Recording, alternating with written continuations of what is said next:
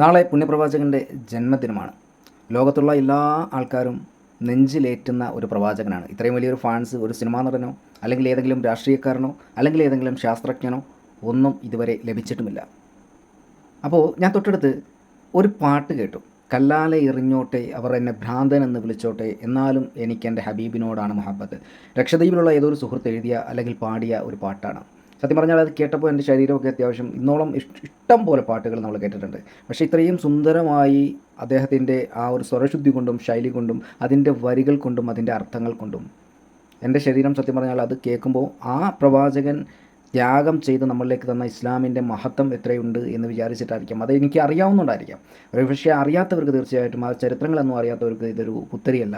പക്ഷേ ആ ചരിത്രം അറിഞ്ഞ് ആ പാട്ട് കേൾക്കുമ്പോൾ തീർച്ചയായിട്ടും എൻ്റെ ശരീരത്തിലൂടെ അത്യാവശ്യം രോമാഞ്ചം വന്നുപോയി. ഉള്ള കാര്യം പറയുകയാണ്, രോമാഞ്ചം വന്നുപോയൊരു സോങ്ങാണ്. വലിയ മ്യൂസിക്കുകളില്ല, വലിയ ഹൈ ക്വാളിറ്റി സ്റ്റുഡിയോകളില്ല. അപ്പോൾ തീർച്ചയായിട്ടും ചില പാട്ടുകൾക്ക് ജീവനുണ്ട് എന്ന് പറയും അല്ലേ. അപ്പോൾ എന്തായാലും ഞാൻ ആ പാട്ട് വിട്ടേക്കാം. സത്യം പറഞ്ഞാൽ അദ്ദേഹത്തിന് 1 രൂപ വീതമെങ്കിലും നമ്മുടെ പ്രവാചകനെ ഇത്രത്തോളം ഹൈലൈറ്റ് ചെയ്ത് അല്ലെങ്കിൽ അതിൻ്റെ അർത്ഥം കണ്ട് മനസ്സിലാക്കി ഇത്രയും ഭംഗിയായിട്ടുള്ള ഒരു പാട്ട് നമ്മളിലേക്ക് നമ്മുടെ ഹബീബിനെ കുറിച്ച് വർണ്ണിച്ച് തന്നപ്പോൾ AR റഹ്മാൻ അല്ല കൊടുക്കേണ്ടത്, യേശുദാസിനല്ല കൊടുക്കേണ്ടത്. ആ ഒരു ലക്ഷദ്വീപുകാരനായിട്ടുള്ള അദ്ദേഹത്തിന് 1 രൂപയെങ്കിലും നിങ്ങൾ എപ്പോഴെങ്കിലും അയച്ചു കൊടുക്കണം. സത്യം പറഞ്ഞാൽ എനിക്കതിൻ്റെ QRC അദ്ദേഹത്തിൻ്റെ നമ്പറൊന്നുമില്ല. 1 രൂപ നിങ്ങൾ അയച്ചു കൊടുത്താൽ തീർച്ചയായിട്ടും 1 കോടി ജനങ്ങളുണ്ടെങ്കിൽ അദ്ദേഹത്തിൻ്റെ പ്രതിഫലം 1 കോടി രൂപ കിട്ടും. നിങ്ങൾ 1 രൂപ അയച്ചു കൊടുത്താൽ.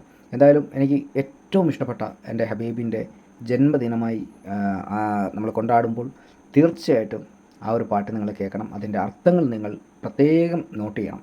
കാര്യം നമുക്ക് ചുമ്മാതെ ഒരു പുസ്തകത്തിൽ കുറേ സാധനം എടുത്ത് തന്നതല്ല.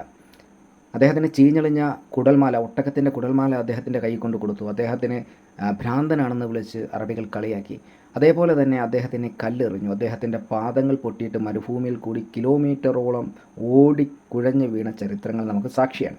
അങ്ങനെയാണ് നമ്മുടെ ഈ പരിശുദ്ധമാക്കപ്പെട്ട ഇസ്ലാം എന്ന മതം നമ്മളിലേക്ക് തന്നതും ഈമാൻ കാര്യവും ഇസ്ലാം കാര്യവും പഠിച്ചതും നമ്മുടെ മാതാപിതാക്കളെ സ്നേഹിക്കുന്നതും സൃഷ്ടാവിനെ മനസ്സിലാക്കുന്നതും. അപ്പോൾ ചെറിയൊരു കാര്യമല്ല. തീർച്ചയായിട്ടും ഈ ഒരു കലാപഹാരത്തിന് നിങ്ങൾ ഇഷ്ടപ്പെടുകയാണെങ്കിൽ തീർച്ചയായിട്ടും അതിൻ്റെ കമൻ്റായിട്ട് എഴുതുക. അപ്പോൾ നമുക്ക് ആ പാട്ടിലേക്കൊന്ന് പോകാം.